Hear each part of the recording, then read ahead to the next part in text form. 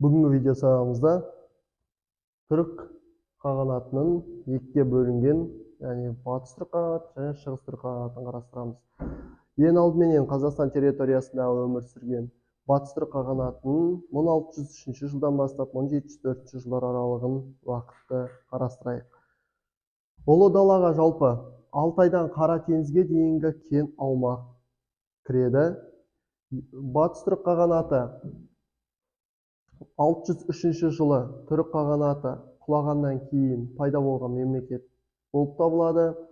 Енді түрік қағанатының негізгі құлауының, ыдырап кетуінің басты себептерінің бірі ол ішкі қайшылықтар, тақырталас, сонымен қатар сыртқы көрші жатқан мемлекеттердің шабуылы болып табылады. Шығыс түрік қағанаты мен батыс түрік қағанаты жалпы өздерінің астаналарын белгілеген болатын.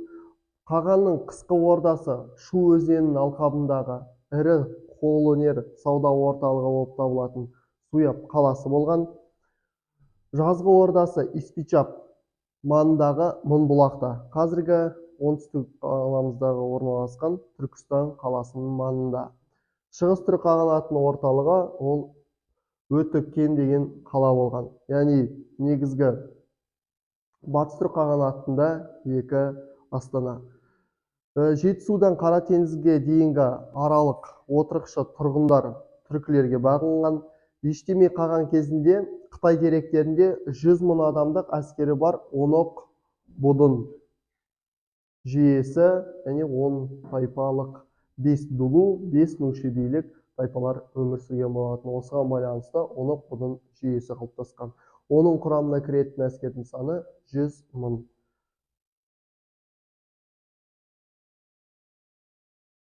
Батыс түрік қағанатының құрылуы мен ерекшеліктеріне тоқталсақ, ең алдымен батыс түрік қағанаты 603 жылы құрылған болатын, 704-ге дейінгі өмір сүрген қағанат.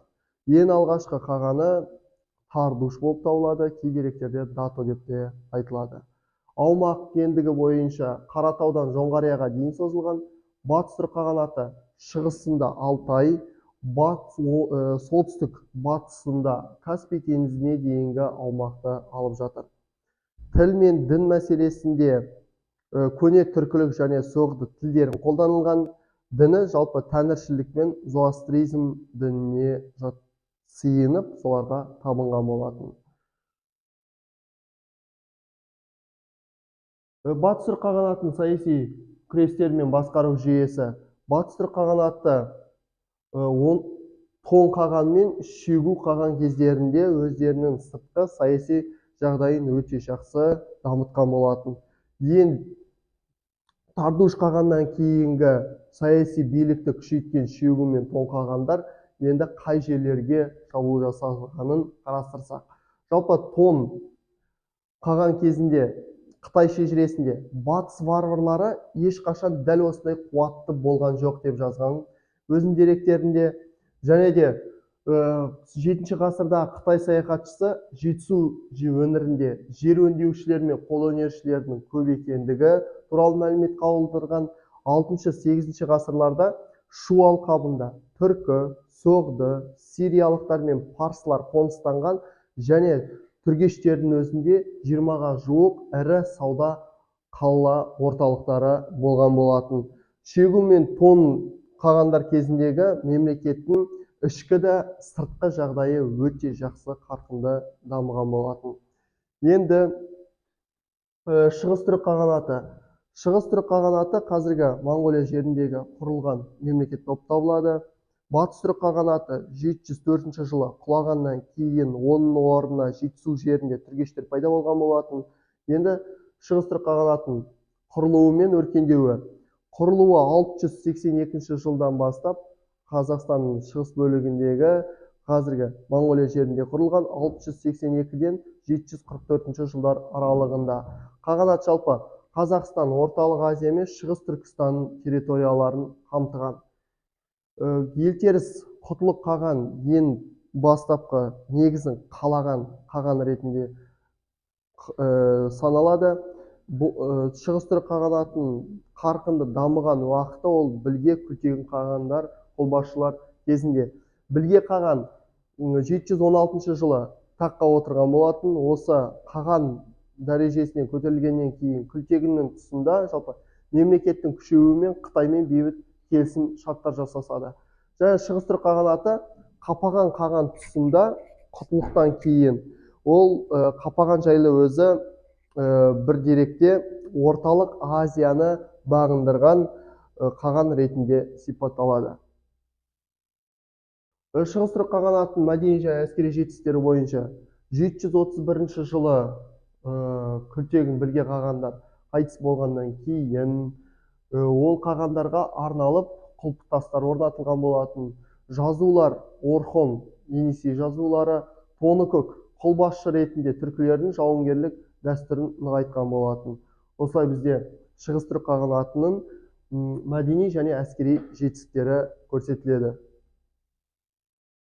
Қағанаттың құлдырауы мен мұрасы жайлы 744 жылы Шығыс түрік қағанаты өзінің өмір сүруін біржолата тоқтатады. Ұйғырлар мен қарлұқтардың біріккен күштері Шығыс түрік қағанатын біржолата ыдыратып құлатқан болатын. Биліктің ауысуы Ашина әулетінің билігі аяқталып, жаңа түркі мемлекеттері пайда болған болатын.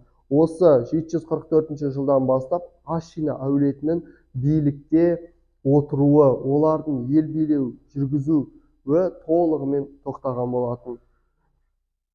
Тарихи мұралар ретінде жаңа жазулары өздерінің толығымен қалдырылған.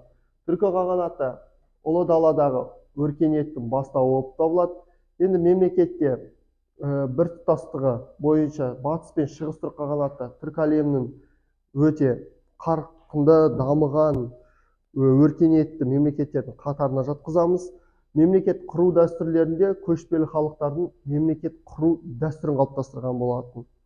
Әлемдік тарихтағы орны бұл қағанаттар арқылы түркілердің әлемдік тарихы өз орнын ерекше із қалдырған болатын. Түркі қағанаттары түркі халықтардың рухани және мәдени мұрасының негізі.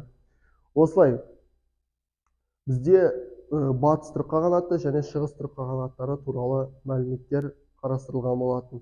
Енді бұл мемлекеттердің орындарын кейін батыс түрік қағанатының орнына түргеш қағанаты келген болатын. Шығыс түрік қағанаттарының орнына ұйғыр мемлекеті қалыптасқан болатын.